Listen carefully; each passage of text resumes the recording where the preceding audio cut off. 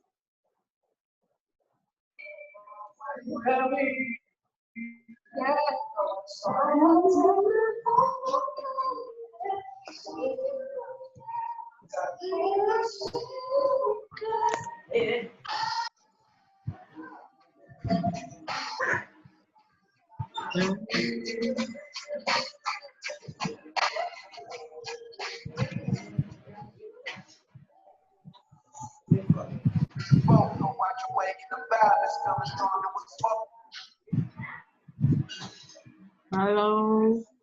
Hey.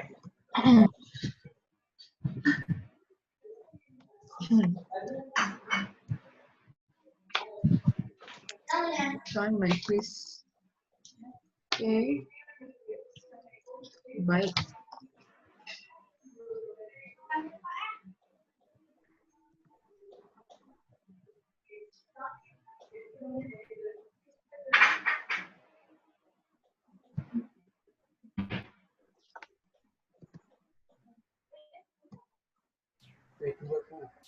Kita dengar.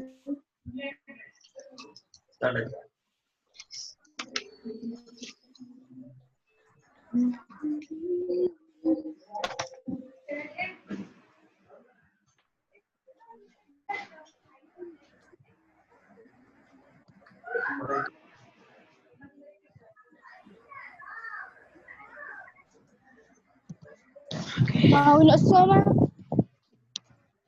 Mau nak sama? Mau nak sama?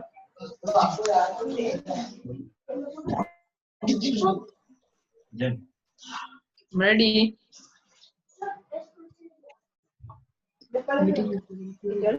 Molek kan?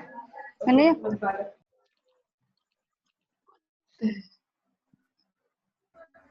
Ini.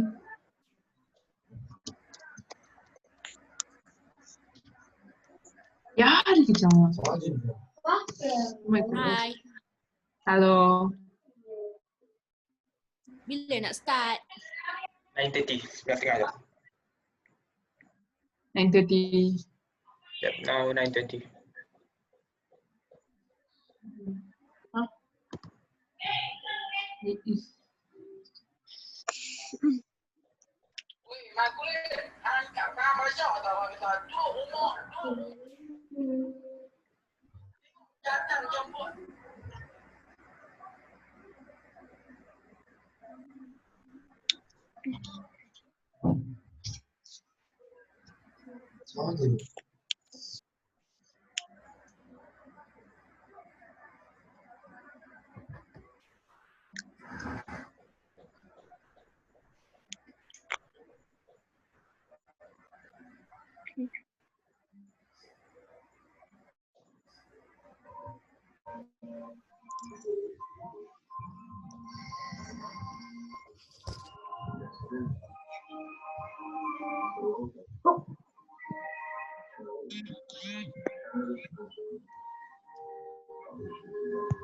Oh, ramai ni.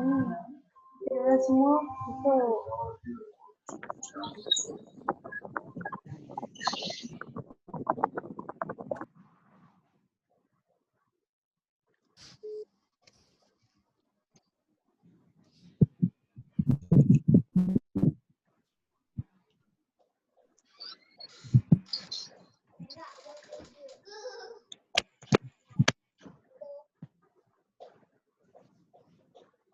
Hai. Hai.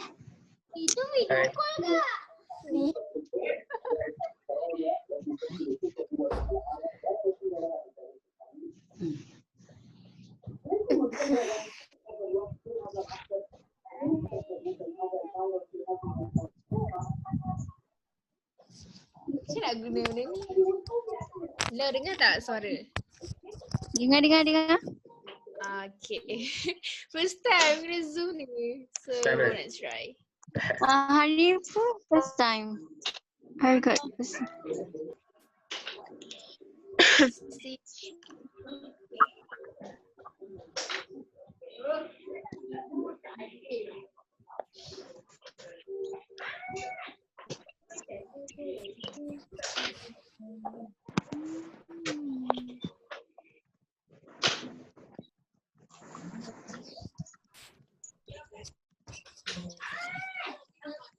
Hi.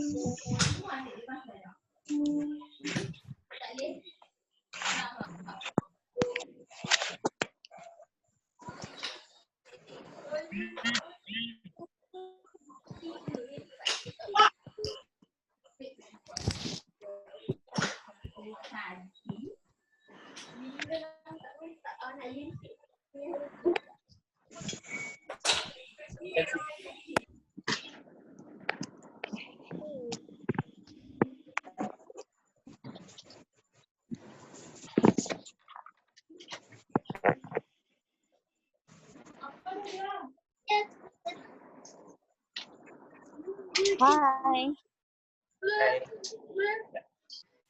Halo. Halo.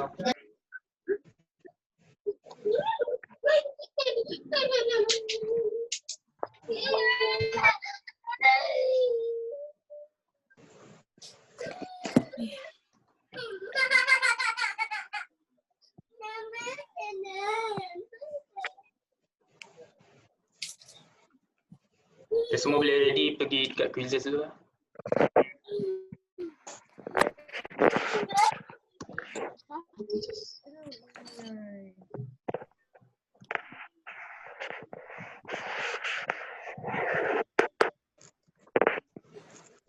Oh. Sekejap. Hey, see you. See ya, man. See ya.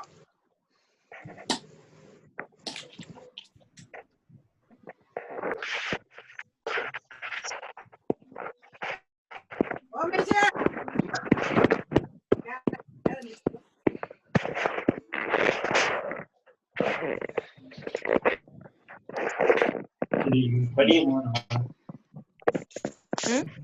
Satu dulu. Ya. Aduh, siapa yang buka suara ini?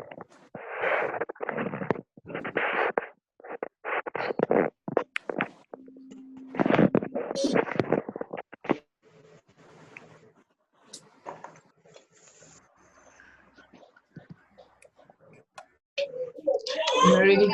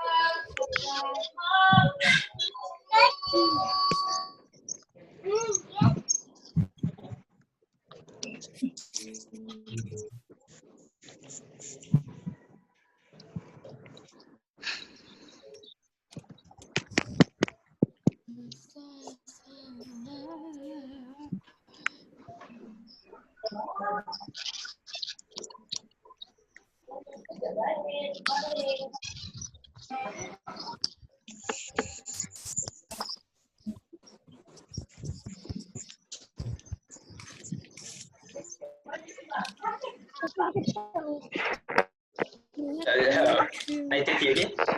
Kita kumpul ramai-ramai dulu.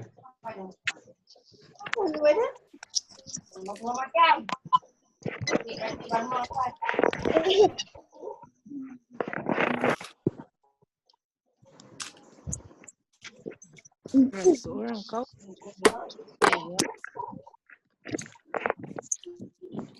Kita buka baru tak buka dah tu. Dah lipu. Kita dah lipu. Buka habis.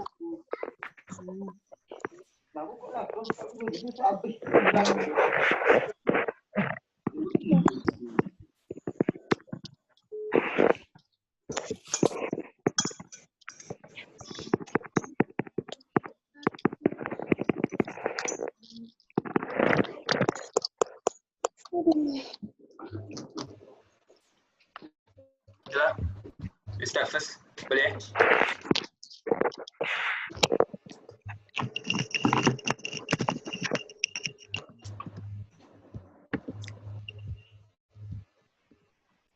Okay, we'll start. Sekarang ni ada 57. Okay, let's go.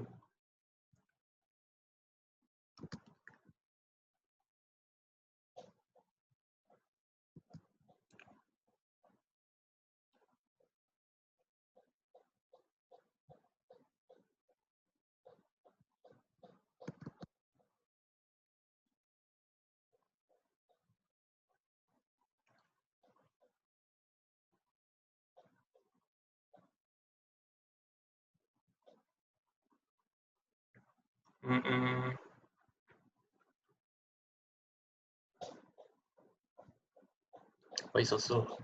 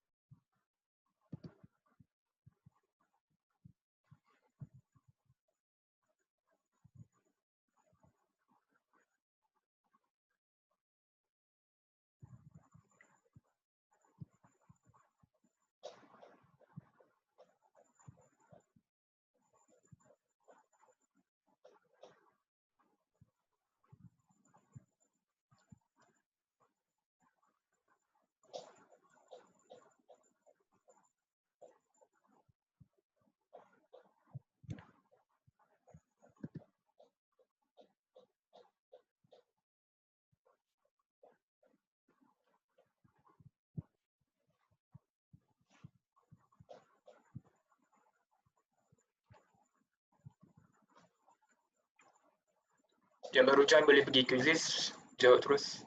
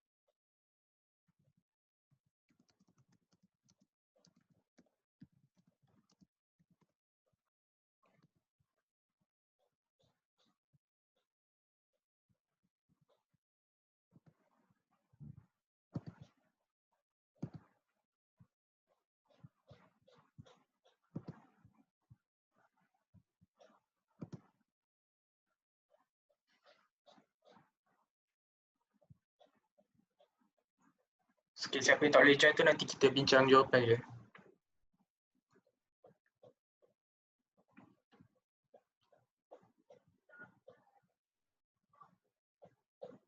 Why I got disconnected?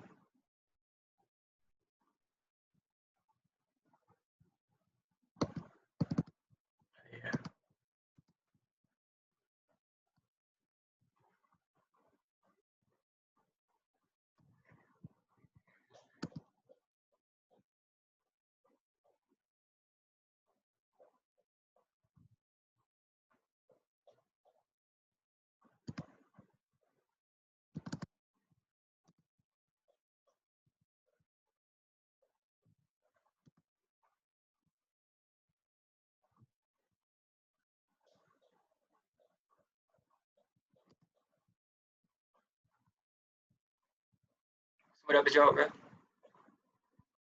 Kau dah berjawab boleh bagi tahu kat chat.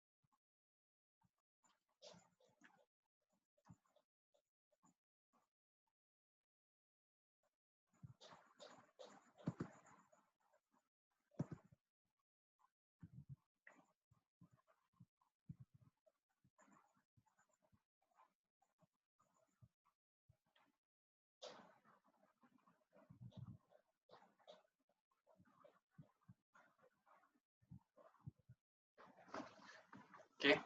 Ramai dah berjawab ke? Okay, dah siap kan? Tak faham. Okay, tak apa. Kita bincang sama. Yang tak sempat jawab quizzes tu tak boleh buka ke? Tak apalah, kita bincang jawapan tu. Okay.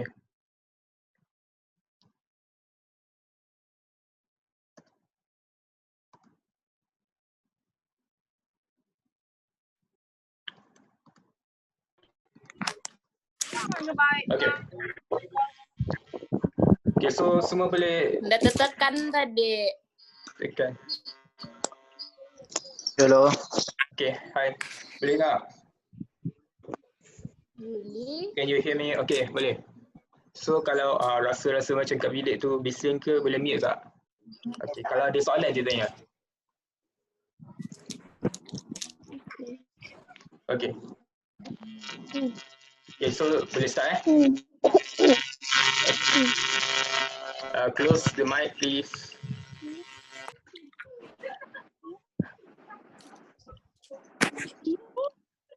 Boleh close mic tak? Ya.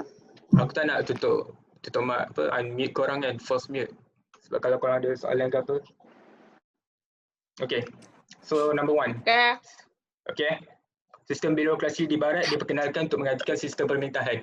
So bila barat datang, contoh yang macam British datang kat tanah Melayu, dia nak senangkan kerja diorang, jadi dia campur je semua negeri. Contohnya kat macam kat tanah Melayu kan, ada negeri-negeri Melayu bersekutu, tidak bersekutu, ada negeri Selat. So diorang campurkan semua negeri tu dalam satu pusat. So sebab itulah bila orang barat ni datang, dia nak senang kerja, dia campurkan je semua kerajaan dalam satu pusat. So pentadbiran dia senang. Macam tu lah. Okay. Okay, yang ni okay, ramai juga lah betul. 54 out of 20. Okay, nombor 2 pula. Are you sure 这个是你啊？ Ciri pertama ialah penubuhan. Sorry, boleh tolong tutup? 不是，重点是没有我们学校人的。 boleh tutup mic tak? Okay. Okay, ciri pertama ialah penubuhan kerajaan. Ini sama jugalah. Kerajaan berpusat sebab dia penyatuan wilayah-wilayah di tanah jajahan. Sebab penjajah ni dia nak senang, jadi dia satukan semua wilayah dekat tanah jajahan tu jadi satu pusat, kerajaan yang berpusat. Okey, ketiga, ketua pentadbir di tanah jajahan 对 ialah ，重点是哦， hello please please close Sorry. your mic. Okay, so okay. Sejarah. Tengah belajar ni. Tutup mic je semua. Kalau nak tanya soalan boleh unmute.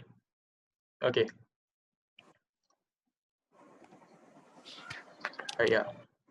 Kita buat nombor 3. Okay, ketua pentadbir di tanah jajahan ialah Governor General. Okay, kenapa Governor General? Jadi bila penjajah datang dekat tanah Melayu ni, dia tak nak raja yang berkuasa. Sebab raja ni of course lah dia akan pentingkan rakyat dia, penduduk dia dulu. Tapi jajah ni dia nak untuk kepentingan dia je. Semua cukai dekat dia. Jadi dilantik Governor General sebagai ketua pentadbir di tanah jajahan. Okay. Nombor 4, pentadbiran dilaksanakan melalui biro. Okay, ramai tak tahu biro ni macam mana kan? Okay, biro ni actually dalam bahasa lain dia ialah jabatan. So kalau kat sekarang ni macam menteri lah. So biro ni dia ada macam biro makanan, biro dalam kebajikan. So bila ada biro ni, dia conteng please. Okay, so bila ada biro ni dia lagi senangkan pentadbiran, and biro ni juga dia bawah bawah Governor General lah. Jadi Governor General tu yang paling berkuasa.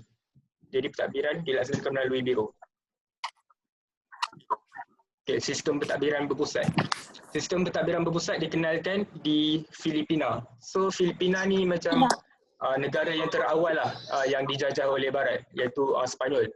Jadi bila Sepanyol datang kat Filipina ni, dia memperkenalkan sistem pentadbiran berpusat.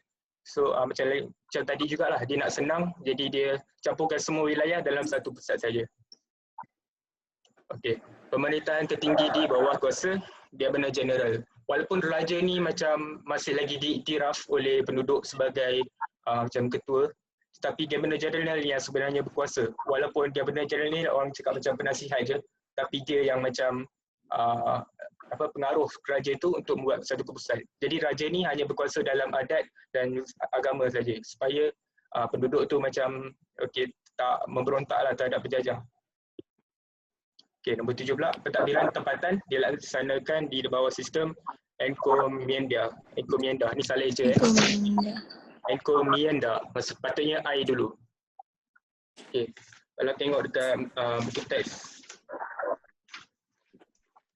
ramai macam peningan encomienda ke, encomendero ni. Okay, sebenarnya encomienda ni sistem dia.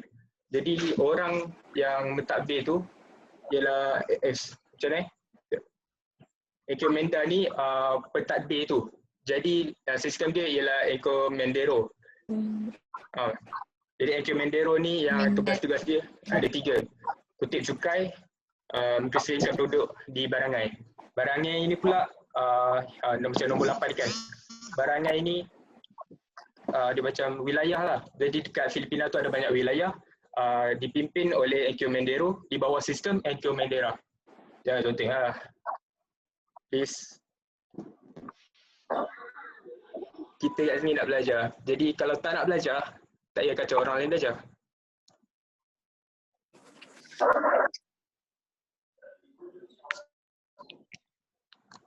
Okey, nombor 8. Okay, encomendero bertugas menjaga keamanan penduduk barangai. Dia tak mengislamkan, tapi dia mengkristiankan. Maksudnya sebab kat Sepanyol tu ramai orang Kristian, dekat Filipina tu ramai orang Kristian. Jadi dia yang encomendero ni dia untuk mengkristiankan orang-orang penduduk dekat barangai dan juga menjaga keamanan. Tapi kalau nak senang nak ingat kan, of course lah encomendero kan pemimpin. So pemimpin memang dia punya tugas utama ialah untuk menjaga keamanan and so on. Okey. Nombor 9 pula. Sistem politik di Filipina dibenci kerana dikenakan cukai yang tinggi. Sebab of course lah Barat kan. Barat dia menjajah, dia nak duit yang banyak, jadi dia kenakan cukai yang tinggi. So kat sini orang Filipina yang memang duduk kat situ, penduduk dia tak suka lah dengan sistem yang dia perkenalkan ni. Jadi dia dibenci dia punya sistem politik. Okey, soal 10. Dalam nasionalisme tahap pertama, ia dipimpin oleh golongan pertengahan berpendidikan barat. Okey, kenapa pertengahan? So pertengahan ni dia maksud atasan ni ialah sebenarnya daripada golongan raja kan, ataupun yang bekerja dengan penjajah tu, sebab tu yang dikonsiderkan sebagai atasan sebab dia orang yang paling banyak kuasa. Tapi masa nasionalisme tahap pertama ia bukannya dijalankan oleh pihak atasan tapi oleh pihak pertengahan yang berpendidikan barat. Contohnya macam dekat Tanah Melayu kan, dulu macam Datuk Onn Jaafar, tapi Datuk Onn Jaafar tu tahap kedua. Tapi konsep dia samalah, dia berpendidikan barat dan dia daripada golongan pertengahan. Dia bukanlah daripada golongan atasan. Okey. Soal 11 pula. Okey, dalam nasionalisme tahap kedua, maklumat perjuangan adalah untuk menuntut kemerdekaan. So tahap kedua dengan tahap satu ni korang boleh bezakan secara obvious lah. Dalam tahap pertama ni, dia punya nasionalisme tidak beberapa radikal, banyaknya untuk memperjuangkan kebajikan rakyat dan juga untuk membela nasib kaum sendiri. Jadi bila nasionalisme tahap pertama ni, sebab dia tak berjaya kan, jadi ramai orang makin marah, dia makin radikal, jadi itulah bermulanya nasionalisme tahap kedua. Okey, soal 12 pula. Dalam nasionalisme Indonesia berusaha, kaum wanita. So kat sini obvious lah, kaum wanita mestilah yang wanita yang memperjuangkan kan. Jadi Raden Ajeng Kartini. Kalau Soekarno dia lebih kepada untuk menuntut kemerdekaan dan juga nasionalisme kedua. Soekarno ni dia lebih radikal. Dia banyak menggunakan kekerasan untuk menuntut kemerdekaan. Okey. Okey, karya ni lah. Raden Ajeng Kartini. Jawapan dia apa? Tak sure. Sekejap. Anjing. Berapa tadi? Okey. Jawapan dia habis gelap terbitlah terangan. Betul tak? Make sure je. Betul kan? Yang ni kena ingat lah. Hikayat Nabi Bercukur ni bukan Raden Ajeng Kartini yang buat. Okay, so soal nombor 14. Apakah tuntutan gerakan nasionalisme tahap pertama di negara Filipina? Okay, so macam saya cakap tadi kan, tahap pertama dia tak menuntutkan kemerdekaan pun. Dia nak membela nasib bangsa dia sendiri, nasib kaum dia sendiri, lepas tu untuk pendidikan, untuk kebajikan rakyatnya. Jadi yang ni jawapan dia, bangsa Filipina dia beri hak sama seperti Sepanyol. Sebab masa tu bangsa Filipina ni dianggap sebagai kelas kedua. Walaupun agama dia sama, agama Kristian, orang Filipina agama Kristian, orang Sepanyol tu agama Kristian, tapi orang yang bangsa Filipina ni dianggap sebagai tahap kedua lah, kelas kedua. Jadi orang Filipina pun dia nak hak yang sama seperti orang Sepanyol. Jadi dia memperjuangkan nasib bangsa dia sendiri. So itu dalam tahap pertama. Okey, nombor 15. Apakah golongan yang terlibat dalam gerakan nasionalisme di Burma? Okey, kalau di Burma, kita sekarang pun tahu kan, macam dekat Rohingya tu semua, di Burma ni ramai adalah golongan Buddhism. Jadi takkanlah ada golongan paling gereja kan. Jadi adalah golongan Takin. Okey, nombor 16. Oh, ini dah masalah. Okey. Mengapakah perjuangan gerakan nasionalisme tahap kedua di Asia Tenggara bersifat radikal? Okey. Ni jawapan dia ni. Kejayaan gerakan tahap kedua yang merangsang semangat mereka pada tahap kedua. Sorry. Membentuk kerajaan berdaulat kan. Sebab tahap pertama sebenarnya gagal. Jadi yang sebab gagal tu yang merangsang mereka untuk pergi ke tahap kedua.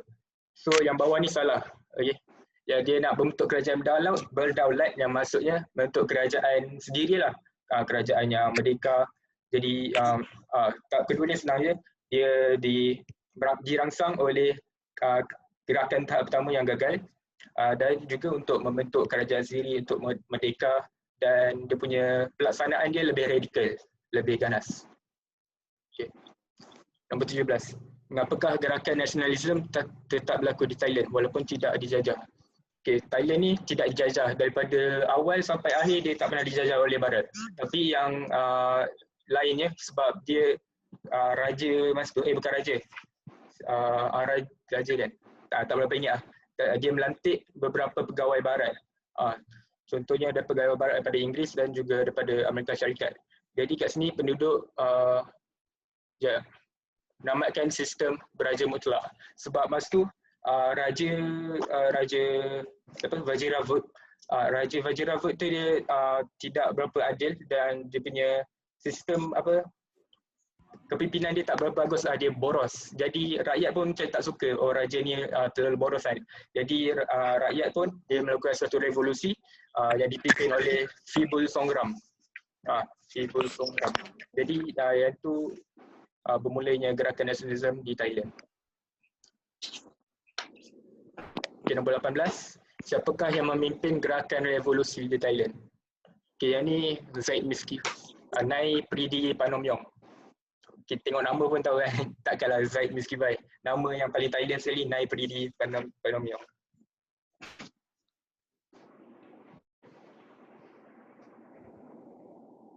Jadi yang Nai Pridi Panomyong ni dia sama-sama sekali lah dengan Phibul Songgram untuk menupaskan Raja Vajiravat. Dan sampai sekarang sistem kepimpinan dekat Thailand ni macam kat Malaysia juga. Maksudnya ada raja tapi yang lebih berkuasa ialah presiden ataupun Perdana Menteri dia. Okay, 19. Rakyat Thailand tidak berpuas hati kepada Raja Vajiravat. Sebab macam tu dia berkuasa mutlak, dia sangat macam tak suka dengan keluarga kuasa dia. Lepas tu dia sampai jadi boros dengan kuasa dia. Jadi rakyat pun tak nak dia macam tu. Jadi dia Phibul Songgram tu dia revolusi. Okay, soalan 20.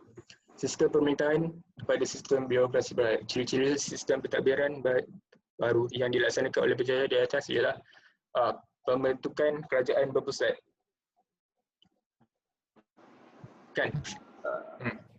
Okay. Ni sama je macam yang atas tadi. Satu pula. Okey, sistem. Okey, pengenalan dalam sistem pendidikan barat. Sebab bila barat yang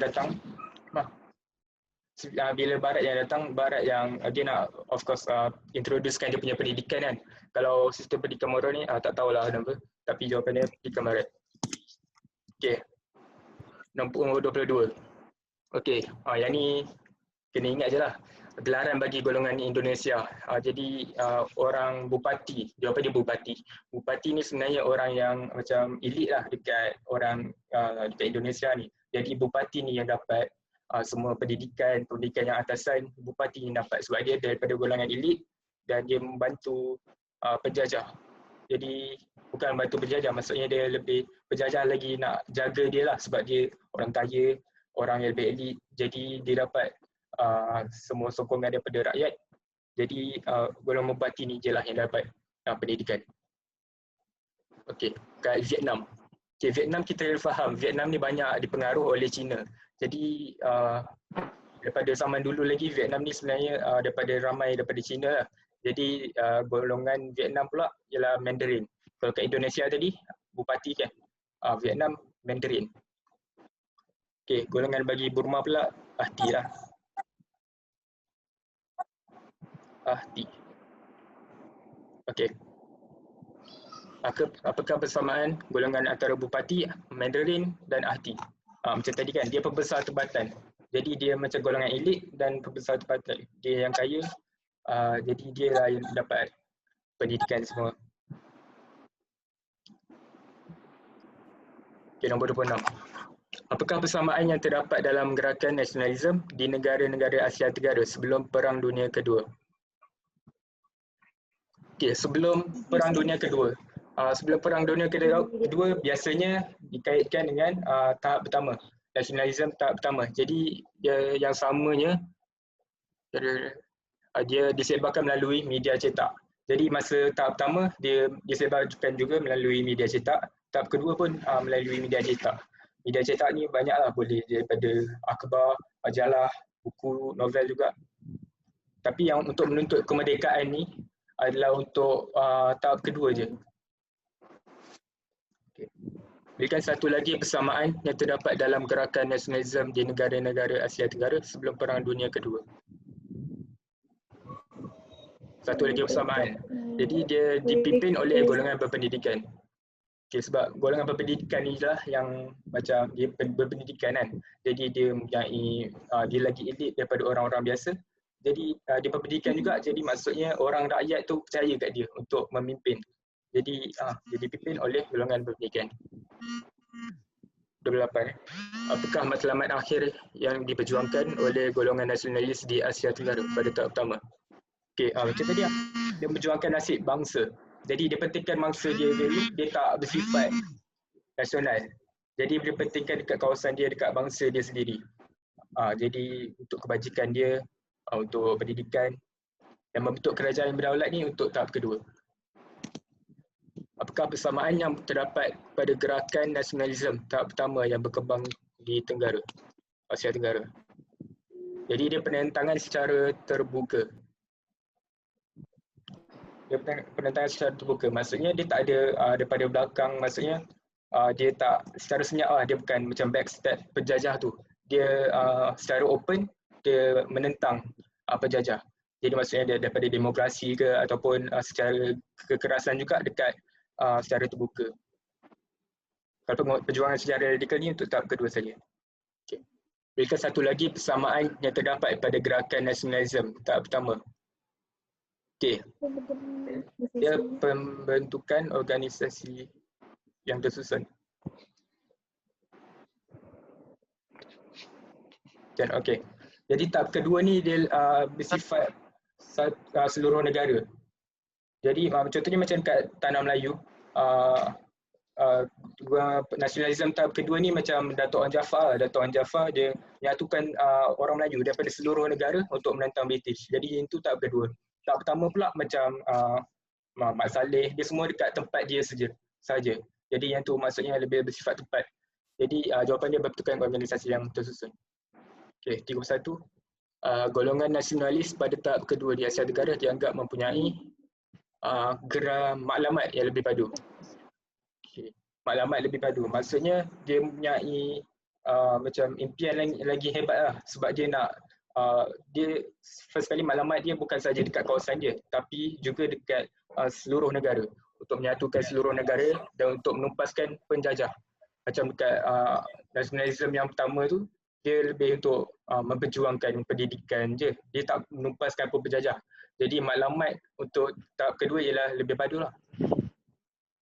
Okay, apakah golongan nasionalis pada tahap kedua di Asia Tenggara dianggap mempunyai maklumat yang lebih padu? Jadi apa jawapan dia? Boleh tolong tak? Yang atas Bodoh. Sorry? Jawapan apa? Yang atas Okey, mereka telah menuntut kemerdekaan mutlak. Okey, 33. Apakah contoh karya? Contoh karya dia penulisan seorang petulis Jawa. Yang ni kena hafal je lah. Okey, nak bagi satu akronim lah untuk faktor-faktor kemunculan nasionalisme.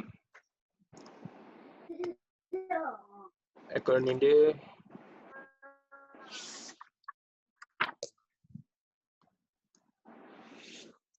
D. Ternampak okay.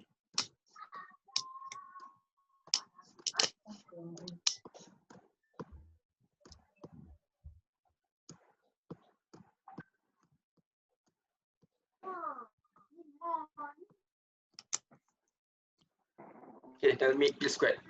Ni akronim untuk faktor-faktor kemunculan nasionalisme. Okay, D maksudnya dasar penjajahan barat. Bila barat datang, dia nak melaksanakan dia punya dasar pemerintahan lah. A pula pengaruh agama. Jadi agama ni contohnya dekat Indonesia macam apa?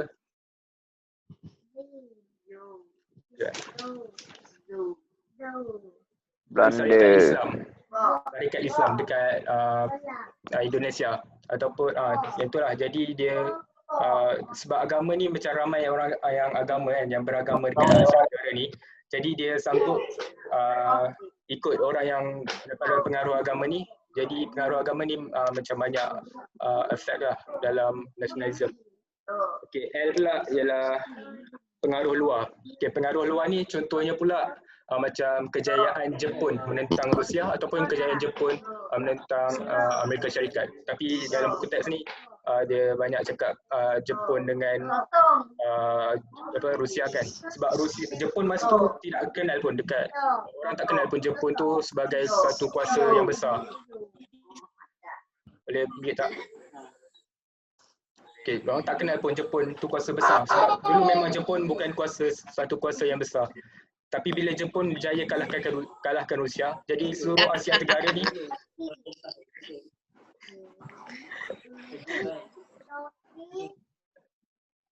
okay. Please mute. Ha? Punya apa ni lah yang meeting online. Okay. So bila Jepun berjaya kalahkan Rusia, jadi orang kat Asia Tenggara ni macam dia macam inspired lah kan, sebab Jepun ni kuasa Asia dan kuasa Asia berjaya kalahkan Rusia yang pada masa tu memang kuasa yang sangat besar di barat.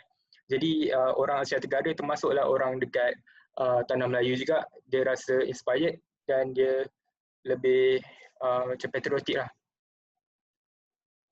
Okay, next pula. Apakah isu yang cuba diketengahkan? Okay, apakah isu yang cuba diketengahkan oleh Raja Ajeng Kartini melalui penulisan novel tersebut di Jawa? Jadi Raja Ajeng Kartini dia kan seorang wanita contoh wanita yang paling signifikan lah dalam nasionalisme ni, dan dia ada dua je memenangkan perkembangan bidang pendidikan. Dari satu pasal hak asasi wanita. Jadi dua tu je yang paling utama lah dia perjuangkan. Okey, 35. Apakah contoh karya yang dihasilkan di Asia Tenggara sebelum Perang Dunia Kedua? Okey, ni jawapan dia Noli Ma Tenggara. Okey, Noli Ma Tenggara ni dia dihasilkan oleh Jose Rizal. Jose Rizal ni pula daripada tahap pertama. Jadi tahap pertama ni untuk sebelum Perang Dunia Kedua, maksudnya tahap pertama lah. Sebab tahap pertama ni dia lebih mild kan, dia tak radikal. Jadi Jose Rizal ni dia memangkinkan nasionalisme daripada penduduknya dengan publishkan macam akhbar dengan majalah. Dan Noli Ma Tenggara ni salah satu contoh buku yang dihasilkan oleh beliau. Okay, 36. Pertubuhan Muhammadiyah bersetujuan untuk menyebar Islam yang sebenarnya menghindari ancaman sekularisme barat. Jadi Muhammadiyah ni dia sebenarnya secara global lah, dan dia bertujuan untuk menghindari ancaman sekularisme barat. Apakah contoh tahap kedua perjuangan parti politik? Okey, tahap kedua Syarikat Islam. Okey, Syarikat Islam ni antara parti dengan Parti Nasional Indonesia yang dipimpin oleh Sukarno dalam tahap kedua. Jadi Syarikat Islam ni dia berjuangkan dengan radikal untuk menuntut kemerdekaan.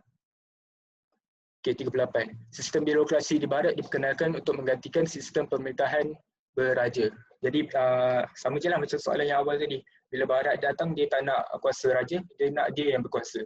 Jadi dia menggantikan sistem beraja dengan sistem birokrasi barat, iaitu juga sistem berpusat. Okay, second last. Okay, ciri pertama ialah penubuhan kerajaan pusat.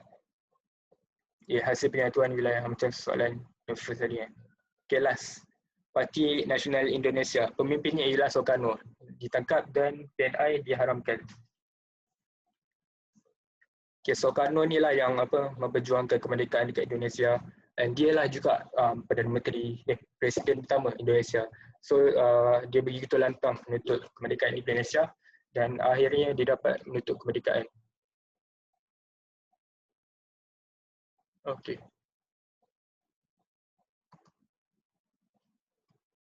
Any questions?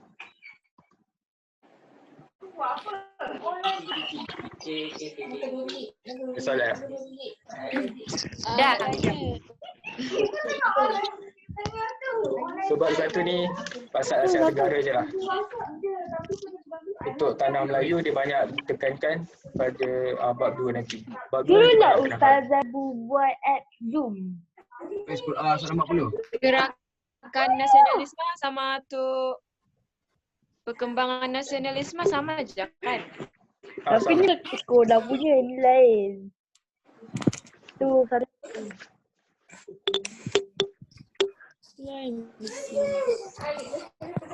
Menculan dengan pemangkin lain. Pemangkin dia dekat tahap kedua. Yang tu kita akan belajar bab 2.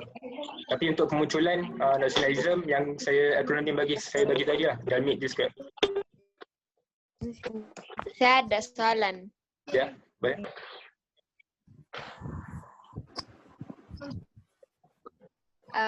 Perkembangan nasionalisme Asia Tenggara sama dengan gerakan nasionalisme kah? Gerakan nasionalisme. Gerakan nasionalisme yang mana? Bukan. Perkembangan nasionalisme sama gerakan nasionalisme. So kadang-kadang soalan dia lain. Suara. Oh, So itu yang bikin confuse. faham. Dia sama je dan poin dia juga lebih kurang sama je. Cuma dekat perkembangan nasionalisme ni dia lebih spesifik lah. Jadi sama je. Perkembangan So gerakan dengan- pun sama juga. sama. Ah. Yang lain dia kemunculan.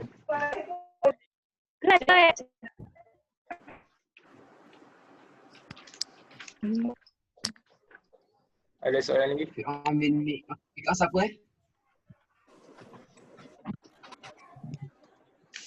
Jajak. Sorry.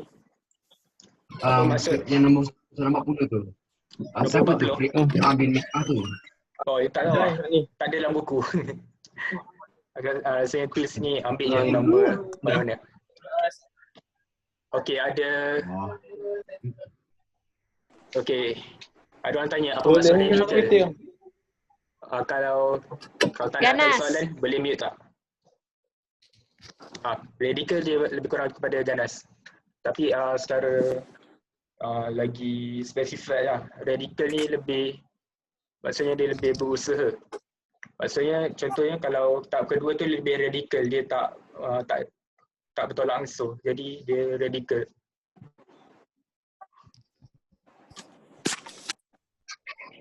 Okey.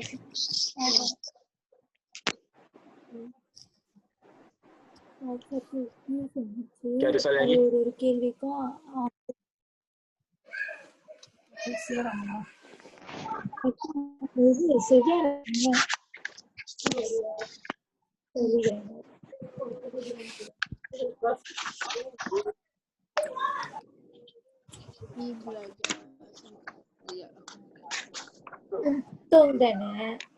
Ada lagi satu yang orang selalu selalu confuse. Mana tadi?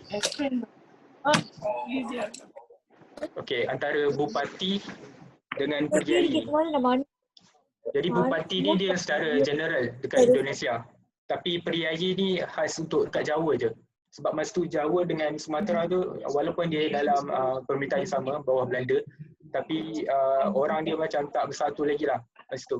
Jadi sampai sekarang lagi kita tahu Sumatera tu bahasa dia macam kita boleh difaham kan. Jawa dia punya bahasa lagi pekat, jadi lagi berbeza lah daripada bahasa Melayu. Jadi priai tu untuk Jawa, keseluruhan Indonesia dipanggil sebagai bupati.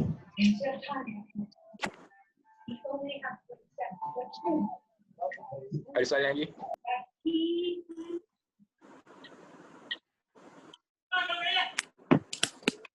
Kau nak tanya tips belajar tu apa? Boleh je.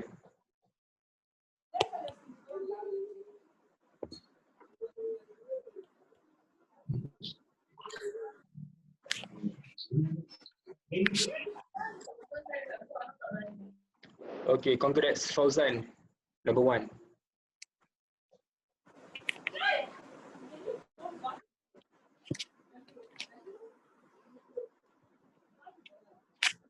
Ramai juga jawab. 97.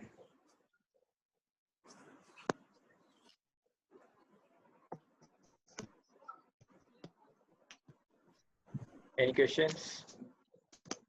Tanya je.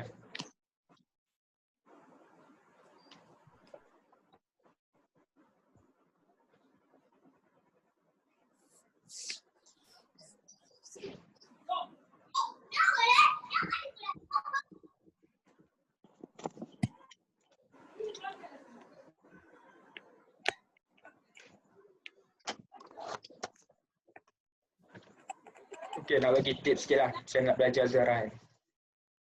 Okay, sejarah for me lagi best lah. Bukan lagi best je, lagi senang faham juga kalau kita faham dia secara linear. Maksudnya secara cerita lah. Kita tak boleh lah macam sumbat je semua fakta, sumbat tokoh, sumbat nama parti semua dekat otak kita je. Sebab memang kita susah nak hafal lah kalau macam tu. Lagi senang kalau kita hafal dia punya peristiwa dulu. Maksudnya apa jadi, macam mana boleh jadi, yang tu lagi penting lah untuk kita tahu. Lepas tu bila kita dah tahu tu, lagi senang. Dia akan automatically mempermudahkan kita untuk hafal dia punya nama tokoh semua. So macam contohnya perkembangan nasionalisme dekat Filipina. So kita kena tahu mula-mula Jose Rizal yang start. Okay, lepas tu dia kena tangkap sebab Ishaki memberontak. Lepas tu Perang Dunia Kedua, lepas Amerika Syarikat datang pula. Filipina ni je yang ada dua penjajah. Pertama dia Sepanyol, second pula Amerika Syarikat. Sebab masa mula-mula Sepanyol kan. Lepas tu ada seorang ni, Emilio Aguinaldo, dia telah panggil, minta pertolongan daripada Amerika Syarikat untuk halau Sepanyol. Dan Emilio ni dia ingat ke, ingatkan Amerika Syarikat ni akan halau je dan untuk tolong halau je. Tapi sebenarnya Amerika Syarikat ni mengambil kesempatan untuk dia pula yang menjajah Filipina masa tu. Jadi Emilio Aguinaldo macam menyesal lah. Dia sama juga macam kat Malaysia. Macam parti Melayu Muda kan, KMM, Kesatuan Melayu Muda.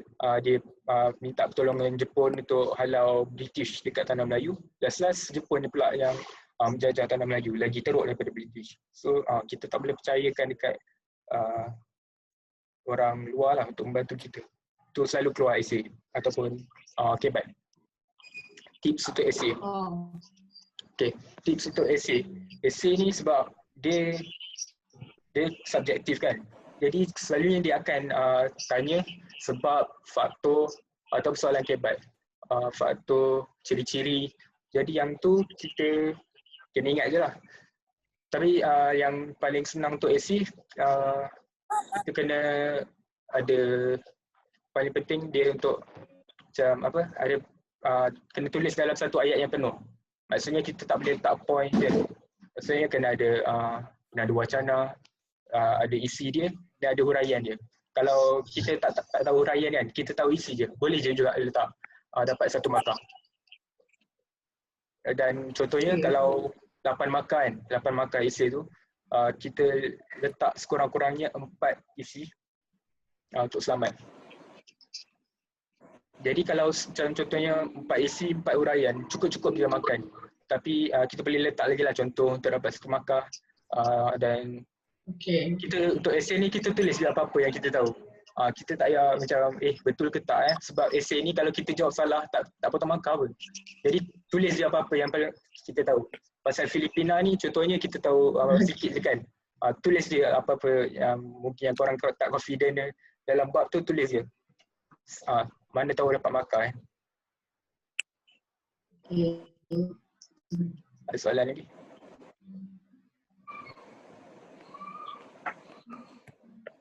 Tips esei juga, okey, untuk kebat lah.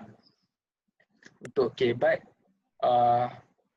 dia akan ada kaitan dengan soalan dalam bab yang kita belajar. Dan cikgu cakap lah, soalan kebat yang biasanya popular dan paling susah orang nak jawab ialah dekat bab yang last-last. Sebab yang bab last ni dia banyak kaitan dengan Malaysia dengan negara-negara luar. Jadi dia lebih macam soalan dia lebih berpolitik lah. So kita kena banyak baca juga isu-isu semasa, banyak pengetahuan pasal politik juga. So supaya kita lagi senang nak jawab. Okay. Dan soalan yang 14 ni, 14 form 5 ni yang ramai orang macam selalu salah jawab bila dalam esei ni. Paper 3, paper 2.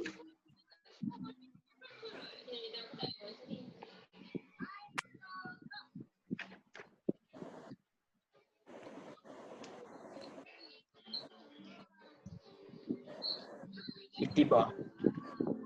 Okay, iktibar, maksud iktibar apa yang kita dapat lah, apa pengajaran yang kita dapat daripada satu peristiwa tu. Jadi iktibar ni dia lagi subjektif daripada apa-apa soalan dekat esei ni. Sebab iktibar ni apa yang kita dapat. Jadi kita boleh terangkan apa yang kita dapat daripada peristiwa tu. So tak semestinya kena ikut skema. Iktibar ni dia lebih, jadi contohnya iktibar penjajah datang kat tanah kita kan. Contohnya kita tak boleh percayakan penjajah untuk datang untuk membantu kita ataupun kuasa luar untuk membantu kita. Contohnya kita boleh bagi contoh seperti Filipina.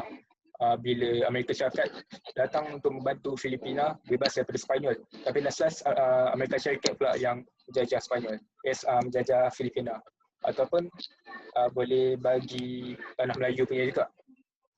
Bagi contoh, Persatuan Melayu Muda yang meminta bantuan daripada Jepun, last tanah Melayu yang dijajah oleh Jepun. Itulah iktibar dia. Iktibar boleh bagi pengajaran kita dapat.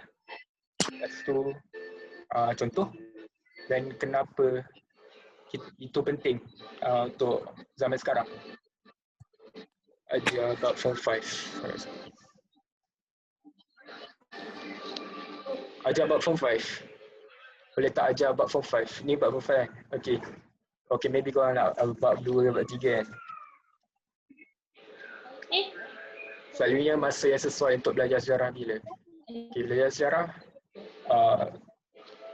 tak ada beza pun sebenarnya. Tapi of course lah, yang secara saintifiknya lagi efektif bila kita belajar masa pagi. Masa kita baru bangun. But kalau saya lah, sebab sejarah ni ramai yang cakap macam bosan sejarah. Okay, then boleh je, walaupun kita paksa diri lah. Sebelum kita tidur, kita baca buku sejarah tu. Daripada kita, macam first senangkan kita untuk hidup, second kita boleh dapat ilmu sikit. So macam kalau tak ada masa sangat nak baca sejarah, buka je buku teks sebelum tidur dan kita dapat apa yang dalam tu. Kena skor kat paper 2 ke paper 3? For me paper 3. Walaupun paper 3 dia ambil 20% kan. Tapi paper 3 yang paling senang. Kita ikut je apa yang ada dalam buku teks. Semua ada kat buku teks. Walaupun kebat pun ada kat buku teks sebenarnya. Dekat rumusan ke apa. So paper 3 ni yang paling senang. Kita tulis je banyak-banyak benda. Tak ada risky pun. So kalau paper 3 ni tak skor, susah jugalah. Tapi paper 2 juga penting sebab paper 2 yang ada banyak weightage kan. Dia ambil tak silap 40% ke 50%. Tak ingat 40% kot daripada markah keseluruhan sejarah. So kalau paper 2 hancur pun susah juga. But kalau korang macam selalunya dapat B+ dekat-dekat nak A tu better fokus dekat paper 2 lah. Sebab paper 3 ni sebagai macam selamatkan kita daripada dapat grade yang lebih rendah. So kalau kita nak increase kita punya grade, kita fokus kat paper 2. Macam nak bezakan faktor, huraian dengan contoh. Okay, faktor. Macam nak bezakan. Faktor ni isi lah, of course kan. Huraian ni kita boleh banyak bagi. Kesan daripada isi tu, faktor, huraian, contoh. Faktor tu maksudnya fakta ke apa? Sebab faktor ni boleh jadi dua. Dia boleh jadi isi, dia boleh juga jadi sebagai huraian. Contohnya, soalan tu minta kesan kan. Faktor tu boleh jadi huraian. Jadi kesan tu ialah isi. Huraian ni ada banyak yang kita boleh letakkan. Contohnya faktor, sebab, sama benda. Kesan, itu je lah. So contoh contoh kita letak apa, kalau contoh tu sebagai kebat kita boleh letak je apa-apa dekat dalam buku teks boleh, luar buku teks boleh. Tapi kalau soalan tu bukan kebat, dia struktur base dengan buku teks, jadi contoh tu kita kena bagi dalam buku teks.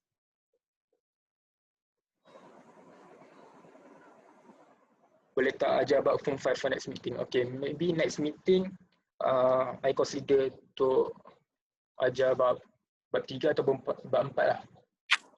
3, 4, 5 like that. Okay tak ke kalau nak suggest apa-apa?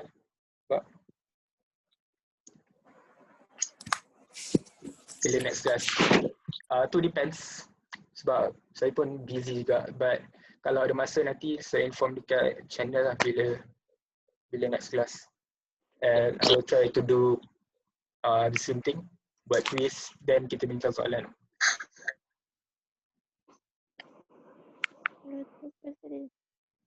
Lagi satu. Untuk bab 3, 4, 5 ni sebab dia banyak kaitan dengan Tanah Melayu kan sebelum merdeka dengan lepas merdeka. Bab 6 rasanya dia adalah perbudakan Malaysia. Jadi kalau nak tahu sebab yang bab ni sebenarnya paling senang lah sebab dia banyak kaitan, kita ada banyak informasi sekarang ni. Jadi kita boleh tengok filem 1957 Hati Melaya.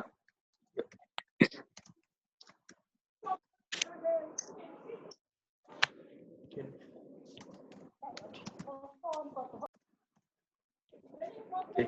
Macam aku cakap tadi kan, first kali kita nak skor sejarah, kita kena faham peristiwa dia. Jadi yang tu lagi senang untuk kita faham tokoh, kita hafal semua benda lah. So aku suggest untuk bab 3, 4, 5 and 6 aku suggest tengok filem ni lah, Hati Malaya. Jadi sebab itu really helps me lah untuk understand this sebab I watch before while I was form 3 this movie masa Hari Merdeka. Hari Merdeka dia selalu siarkan movie ni lah. So bila aku tengok dapat banyak information lah dan dapat banyak peristiwa yang kita tahu. So flow dia pun tahu. So tak ada kita macam campur and mix up dengan contohnya sistem Ali dengan Malayan Union, kita tak mix up sebab kita tahu dia punya flow. Sama juga macam tahap kedua dengan tahap pertama. Kita selalu mix up ke kalau kita rasa tu problem dia. Jadi kita kena hafal dia punya, bukan hafal lah, kita kena faham peristiwa dia. So kita baru kita boleh tahu what happened first and then next, and then usually peristiwa yang selepas tu based on peristiwa yang awal-awal ni. So kita kena tahu lah peristiwa yang mana. Okay, perlu baca buku teks ke sejarah ni atau buku rujukan? Okay, for me lah, kalau first kali kita kena baca dulu buku teks sebab buku teks ni yang complete, dia dalam bentuk cerita, more to cerita lah. Kalau buku rujukan dia letak point je. So buku rujukan ni useful before kita exam. Maksudnya dah dekat-dekat exam tu baca buku rujukan sebab dia lagi senang untuk kita hafal. Tapi untuk awal-awal ni baca buku teks lah sebab dia more itu storyline kan. Jadi buku rujukan ni untuk kita hafal-hafal. Tapi untuk kita faham, kita baca buku teks. Senang nak advise buat nota pocket. Buat nota pocket pun one of the tips lah. So bila kita pergi mana-mana kita buat nota pocket dan kita boleh at the same time kita tengok. So walaupun kita macam tak fokus sangat nota pocket tu, kita baca tak fokus ke apa kan. But bila kita lama-lama kita buat sendiri still masuk lah.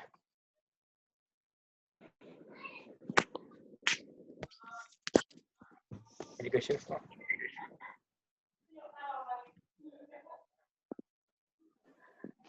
Umur berapa? Aku ambil SPM juga lah. Sama yang korang.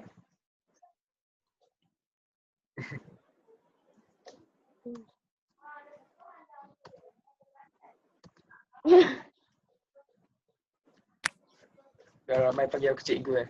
Tak apa lah. Laju gila belajar. Sejarah ni tak perlu ikut kan. Sebenarnya sejarah macam bab 4, 5, 6 kan. So sebenarnya kita dah belajar dah masa tingkatan 3. Pasal apa, Datuk Jafar, Independence Melayu Party, kita dah belajar lah masa tingkatan 3, tingkatan 2 tu. Jadi yang ni dia lebih, dalam form 5 ni lebih spesifikkan je. Kau belajar sendiri je. Nak cakap belajar sendiri tu, tak adalah belajar ikut buku teks lah, tak ikut buku teks sangat.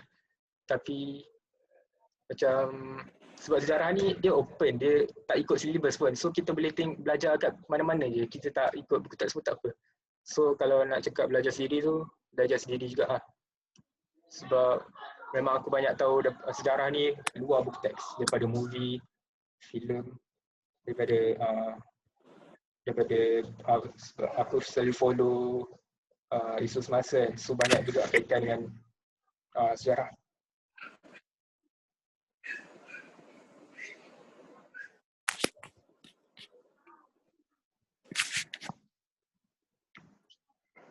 Sejarah form 4, sejarah form 5. Banyak movie lah.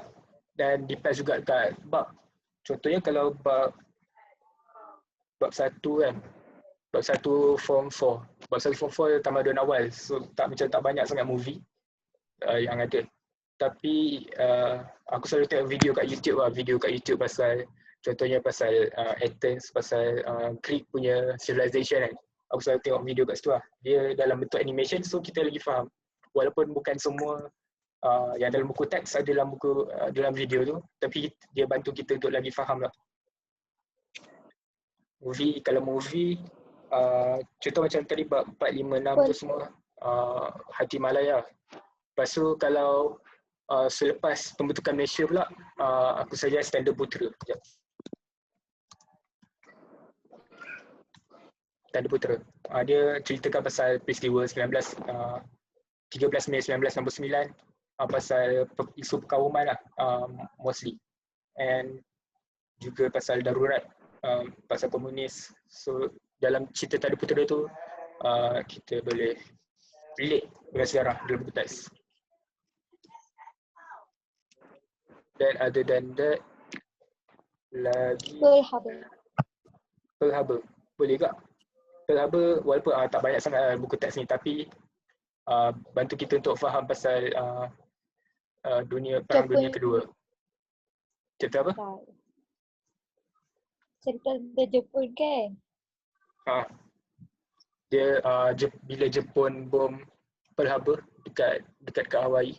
So yang tu yang sebabkan Amerika Syarikat masuk Perang Dunia Kedua. Sebelum tu Amerika Syarikat tak masuk Perang Dunia Kedua pun. Masa tu Jerman tengah menang, masa Jepun tengah menang.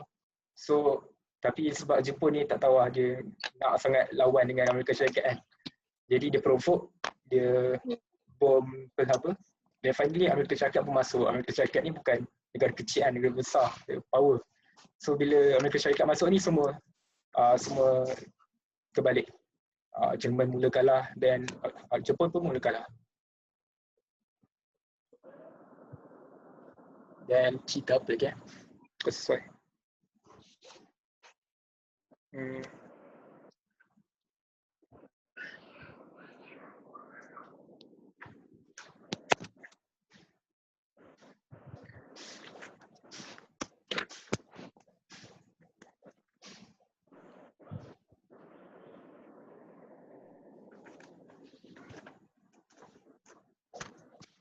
Movie dulu ke baca buku?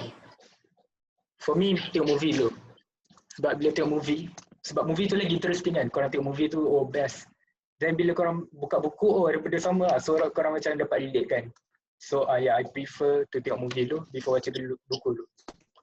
Sebab bila kita tengok movie, oh kita rasa movie tu best dan kita lagi macam lagi tense tu buka buku lah. Sebab kalau kita buka buku, kadang-kadang kita tak ikhlas buka buku, so tak masuk. So tengok movie dulu lah.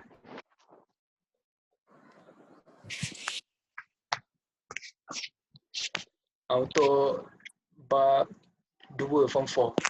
Bab 2 form 4 ada banyak cakap pasal Roman kan, Roman civilization, pasal Yunani apa semua. Yang tu boleh tengok lah. Contohnya, walaupun tak banyak sangat yang kaitan dengan teks, tapi kita boleh tengok macam Sparta. Dia ceritakan pasal tamadun Yunani. Jadi kat tamadun Yunani ni dia ada banyak macam kawasan kan. Ada Sparta, ada Athens, Jadi dalam cerita Sparta tu kita tahu lah macam mana orang Sparta ni hidup. Dia lebih kepada ketenteraan. Orang-orang dia semua masa kecil lagi dah dihantar kepada sekolah tentera. Okay, welcome. Bila kita tengok filem ni, tengok movie ni, kita dapat macam selami untuk dalam cerita tu lah. Jadi kita dapat senang ingat semula. Sejarah ni best. But yang tak best ni sebab kita tengok buku teks je. So kalau kita tengok macam filem, movie, kita baru dapat rasa feel macam mana orang hidup, orang masa tu hidup, and dia punya peristiwa, what happened at that time. Tu yang macam excite kita. Kalau tengok buku sejarah ni, kita tak dapat rasa lah sebab kita baca. Dan kita baca, kita dapat imagine what happened there. Ada apa nak share? Sekarang kita borak ya. Dah habis bincang.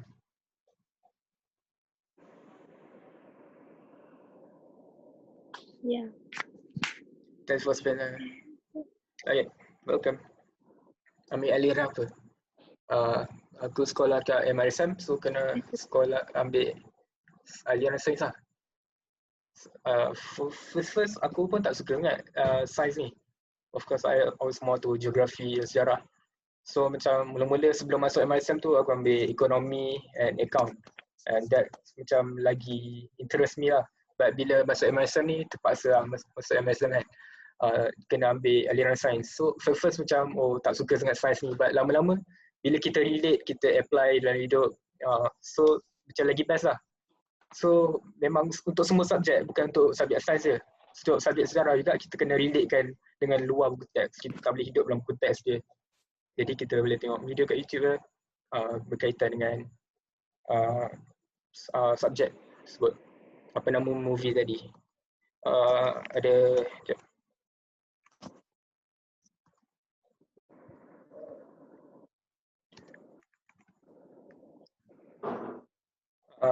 kalau untuk bab form 5, bab 4, 5, 6, I suggest you untuk tengok Hati Malaya.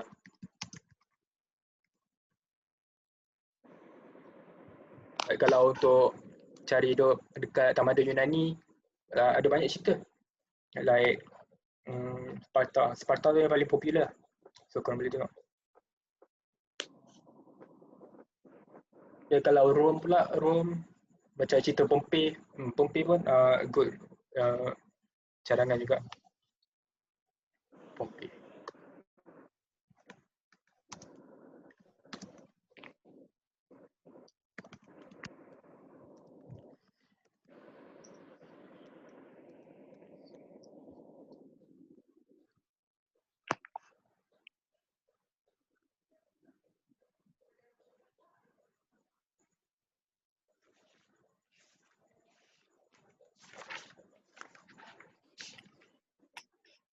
And for bab-bab yang last tu, bab-bab yang last ni maybe dia bukan dalam bentuk cerita sangat lah. Contoh bab yang last ni macam demokrasi, berparlimen.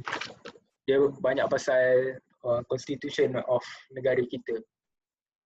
Perlembagaan negara kita, lepas tu pembangunan ekonomi, dasar-dasar pembangunan ekonomi, pelan pembangunan negara. So yang ni kita kena macam faham lah betul-betul.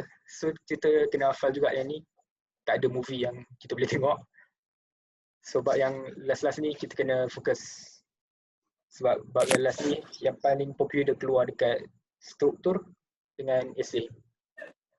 Sebab kerajaan banyak tekankan bab yang last ni lah sebab dia lagi relevan dengan where we are now. Contohnya konflik antara bangsa, dasar-dasar luar Malaysia. So dia lebih kepada dia membantu kita lah untuk pada masa hadapan. Sebab dia banyak relate dengan luar negara.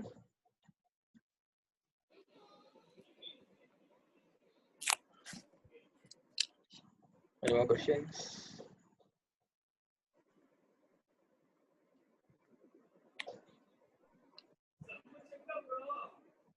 Good.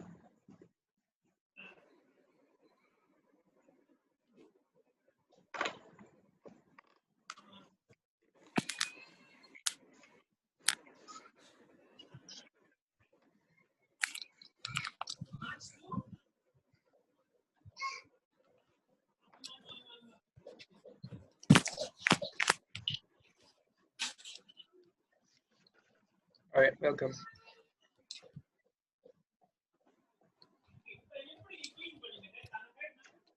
Which MRSM?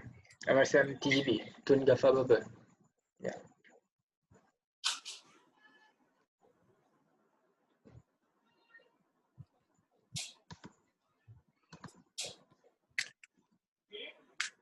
Nak jawab soalan kebat. Soalan kebat. Soalan kebat selalunya dia akan tanya macam iktibar, what can we learn from that peristiwa, ataupun dengan dia tanya macam bagaimana kita nak memajukan ekonomi negara kita based on apa yang kita belajar dalam bab soalan tu yang bagilah. So kalau soalan kebat, contohnya kalau 6 markah kita kena bagi at least 4 isi, kalau 8 markah bagi lebih lah, 6 isi macam tu. And then that isi kalau kita tak tahu rayaan tak apa, tapi kalau yang isi yang kita tahu rayaan, kita letak lah. Uraian ni boleh jadi macam faktor, kesan, depends juga dekat soalan bagi apa, faktor, kesan, cara melaksanakannya, and then sebab benda-benda macam tu je. Lepas tu boleh sertakan sekali dengan contoh. Contoh kalau soalan kebat yang lebih general, kita boleh bagi contoh luar buku teks. Kalau soalan kebat dekat struktur, dia selalunya berdasarkan dengan bab yang kita belajar. Jadi akan bagi contoh dekat bab yang kita belajar lah, yang memang dalam buku teks. Tapi kan kebat susah. Kebat sebenarnya boleh senang, kita boleh hentam dia. And kebat ni sangat subjektif. Kadang-kadang dia macam jawapan tu boleh betul boleh salah. Dia depends on our opinion. So our opinion, macam contohnya our opinion boleh salah, boleh betul, boleh salah. But because it's our opinion, then kita boleh dapat betul lah. Contohnya, do you agree that dia bagi satu peristiwa kan, lepas tu dia cakap setuju atau tidak. Kita boleh tidak setuju, kita boleh bagi setuju. And bila kita bagi setuju tu, kita dapat bagi opinion kita. Jadi cikgu pun dia tak payah ikut skema sangat, jadi dia boleh accept or tak accept lah. Depends on dia punya tu. Sejarah ni kena hafal ke atau buat ringkasan cerita? Kena buat ringkasan cerita. Ringkasan cerita sebab dalam cerita ni ada semua dia. Dia ada peristiwa, ada orang yang terlibat, and bila kita tahu dia punya peristiwa tu, hafal cerita dia, and then kita tahu lagi senang lah nak tahu dia punya sebab, dia punya faktor, dia punya kesan, sebab kita tahu cerita dia. Dalam cerita tu mesti kita tahu kan apa sebab berlakunya satu action ni, satu peristiwa ni, and apa outcome of that peristiwa. So bila kita tahu cerita ni, lagi senang kita nak bagi dia punya ciri-ciri ke, faktor ke, kesan ke. So yang tinggal kena hafal ialah nama tokoh dia, nama-nama apa organisasi ke apa-apa lah. And tu juga dapat mudahkan kita ingat kalau kita hafal cerita. Kalau hafal dia tak boleh lah, sebab kalau kita hafal tak tahu apa benda yang kita hafal tu, susah. Ramai orang tak suka sejarah sebab dia ingat subjek tu kena hafal, but actually not. It's like a story. So that's why lah I like sejarah. And apa mata pelajaran kamu lebih suka? Sejarah. Sejarah like a story je. And if you like watching movies, then sejarah should be your favorite subject. Or maybe perspektif korang belum ada kan. Perspektif terhadap sejarah tu tak betul lagi. So try tengok sejarah punya movies. Tak kisah walaupun movie sejarah, filem sejarah tu tak ada kaitan dengan buku teks pun. But if kita suka tengok movie tu, ia macam menggalakkan kita lagi lah untuk suka sejarah.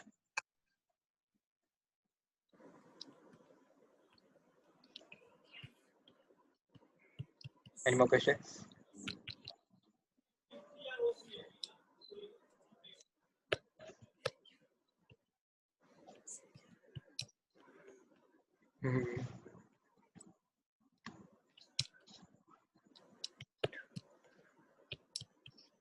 Score 34 sejarah.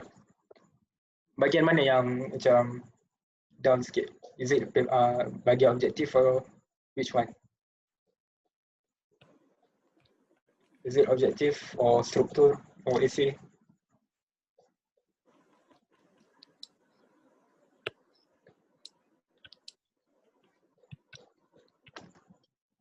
So kalau bagi struktur lah, okay.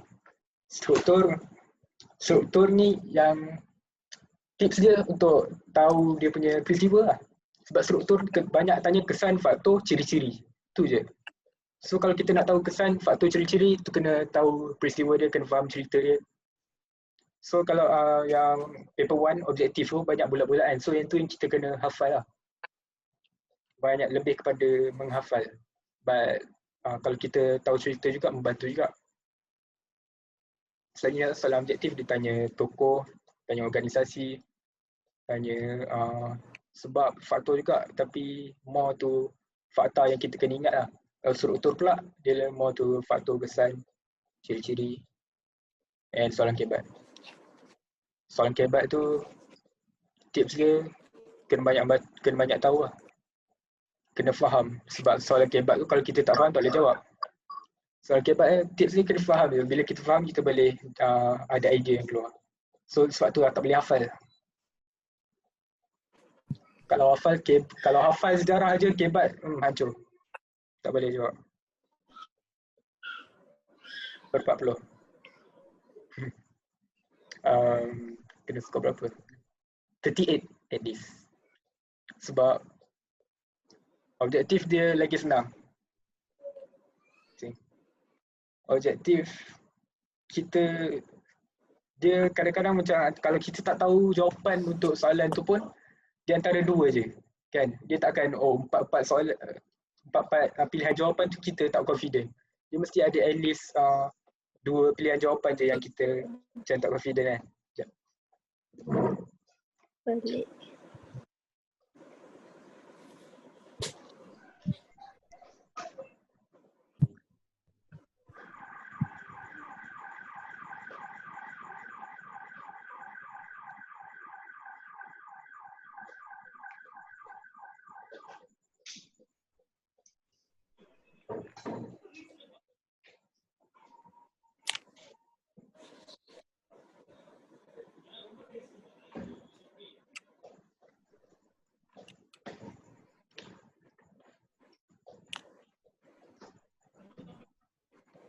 So target tinggi paper 1 kena skor berapa? So kalau you rasa struktur and essay bahagian struktur dan essay you lemah, jadi kena target tinggi lah untuk paper 1.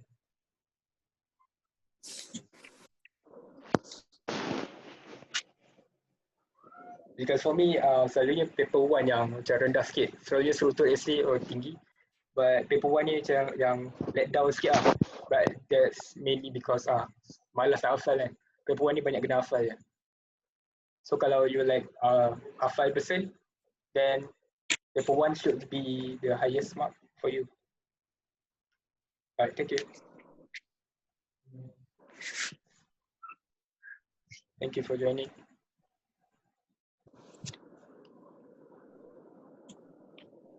Any questions?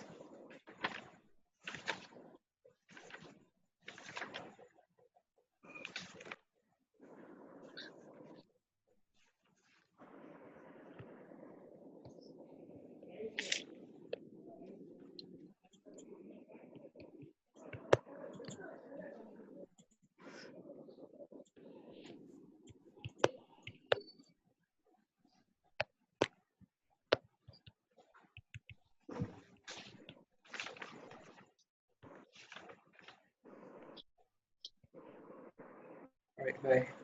Habis pukul berapa? Tak kisah kalau dah ramai live, leave lah.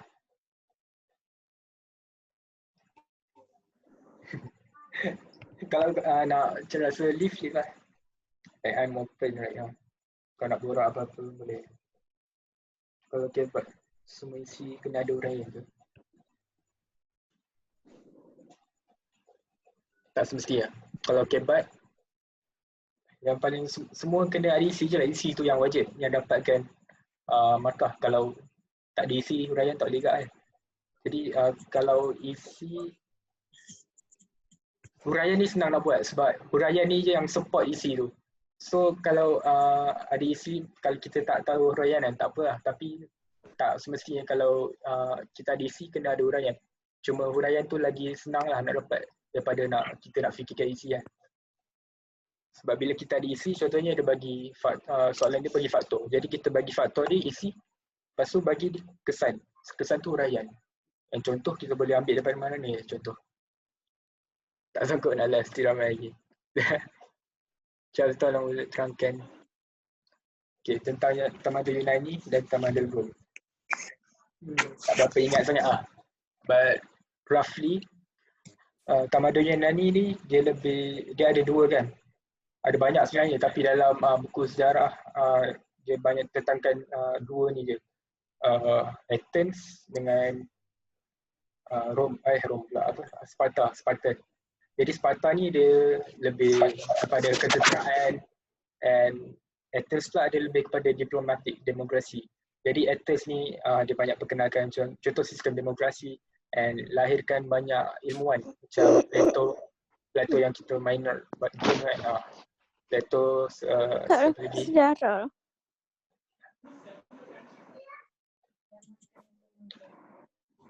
Banyak ilmuwan dan tamadun Yunani ni especially Athens dia banyak perkenalkan teknologi baru, scientific advancements, all is there. So kalau tu bantu untuk Kepat lah. Kepat ditanya apa sumbangan tamadun Athens, tamadun Yunani. So banyak lah kita boleh bagi.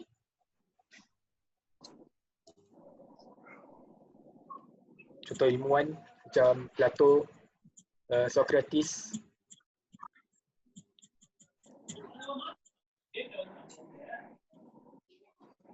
Kalau tamadun Rom pula, Rom mula-mula dia beraja kan. Sistem dia beraja monarki. But then tak berapa ingat sangat. But then tukar pula kepada sistem konsul. Konsul ni ada dua orang konsul. And sebab dua orang konsul ni mesti ada seorang yang lagi berkuasa kan. So until one time bila ada dua orang konsul ni, lagi seorang ni Julius Caesar nama dia. Julius Caesar dia lagi ingin berkuasa, dia macam tamak kuasa kan. So dia tindak dengan bunuh seorang konsul tu. So tinggal seorang. And since then pemerintahan Rom bertukar daripada sistem beraja ke sistem konsul and then to tyranny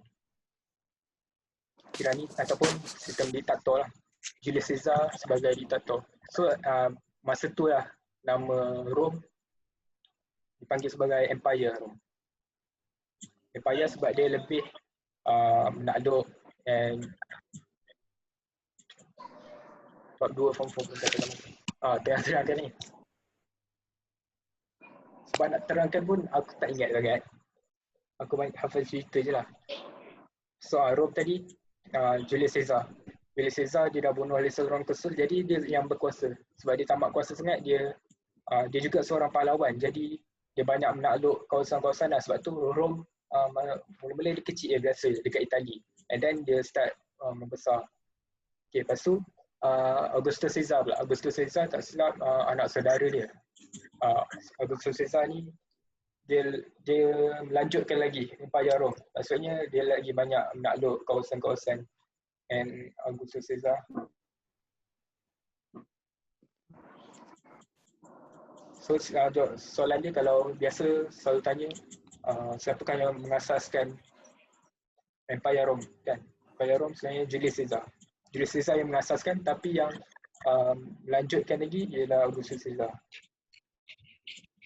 So sebenarnya hero dia Augustus Caesar sebab dia lagi banyak sumbangan. Asal mana? Sekarang ni duk Petaling Jaya, dekat-dekat KL lah.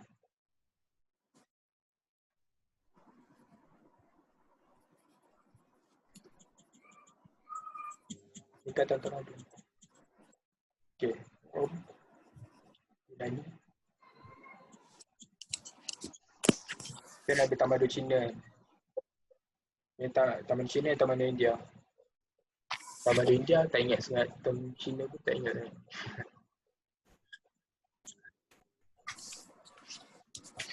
Tapi for now kita fokus lah yang Form 5 ni bab. But at the same time kita refresh balik.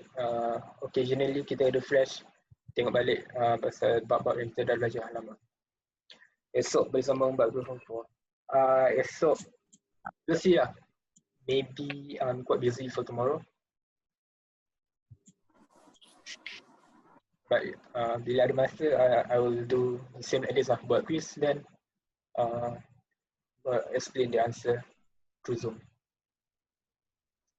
Okay, welcome.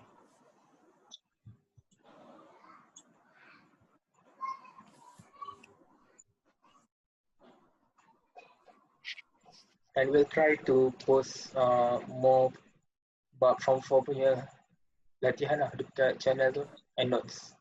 Sebab yang tu yang ramai dah lupa kan. Kalau bab Form 5 ni kita baru belajar. So lagi fresh but bab Form 4 dah lama tinggal. So yeah, we'll try to post more latihan lah and quiz. Okay.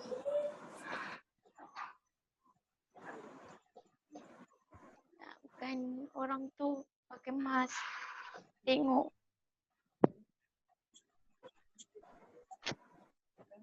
Pukul berapa start? Kalau bila-bila ada kelas ke, bila ada online kelas, ada Zoom ke, I'll start at 9:30. Sebab macam, okay, selalunya makan lambat sikit kan. So, 9:30 sempat lah nak relax sikit, nak prepare ourselves. And usually by 9:10 and 15 like that, I'll rejoin the Zoom. But we'll start at 9:30. Okay.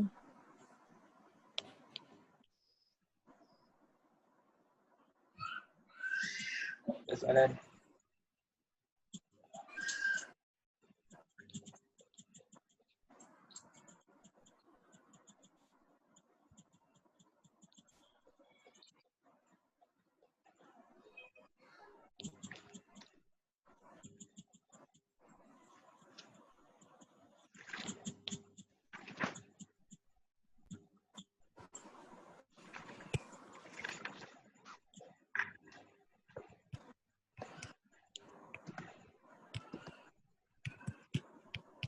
Nak promote IG ke apa, boleh letak kat chat.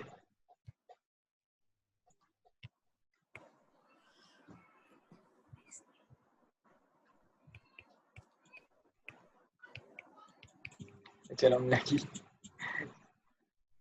Okay, yeah, I can share the movies sebentar ago. Leave je lah kalau rasa macam dengan anak kan. So now pun I'm quite free. Okay, I'll share the movies. And Hati Malaya tu ada kat YouTube, so boleh tengok je. Tak payah nak pergi website apa-apa ke. Tengok kat YouTube je. And Tanda Putera pun ada kat YouTube.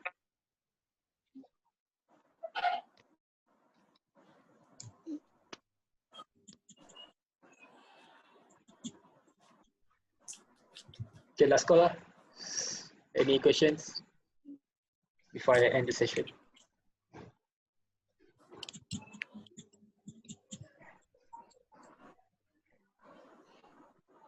No? Tak ada?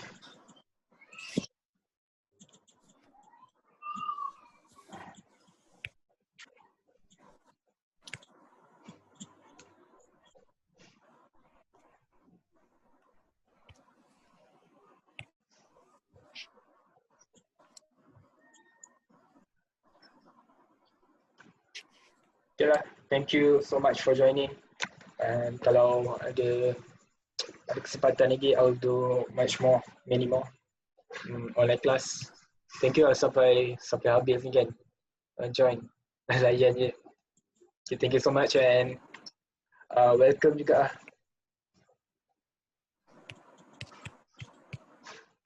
Alright.